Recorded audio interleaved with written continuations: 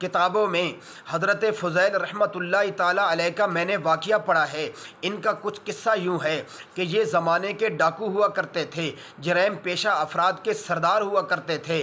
میں اپنے بچوں کو ان کے نام سے ڈرایا کرتی تھیں، لیکن ان کی زندگی کے اندر ایک واقعہ ایسا بھی پیش آیا کہ ان کے ہاتھوں میں دیا تھا، یہ لوٹنے کے لیے جا رہے تھے، لوگوں کو تڑپانے کے لیے، ستانے کے لیے جا رہے تھے کہ روشنی میں وہ کیا دیکھتے ہیں، ایک نالی کے اوپر ان کی نظر پڑتی ہے اور کیا دیکھتے ہیں کہ اس نالی کے اندر قرآن مقدس کا ایک ورق پڑا ہوتا ہے۔ ان کا دل پسیج جاتا ہے، اس ورق کو اٹھاتے ہیں، اٹھا کر کے اسے صاف کرتے ہیں اور ایک بلند جگہ کے اوپر رکھ دیتے ہیں اور اپنا ارادہ لوٹنے کا ملتوی کرتے ہیں۔ واپس گھر کے اندر آتے ہیں اور سو جاتے ہیں۔ جب سو جاتے ہیں تو خواب کے اندر کیا دیکھتے ہیں؟ خواب کے اندر ایک منظر دیکھتے ہیں۔ اس منظر کے اندر انہیں ایک آواز آتی ہے اور اس آواز کے اندر انہیں کہا جا رہا ہے کہ اے فضیل رحمۃ اللہ تعالی علیہ، تو نے ہماری کلام کے ورق کو صاف کیا ہے، ہم نے تیرے دل کو صاف کر کے اپنا ولی اور دوست بنا لیا ہے۔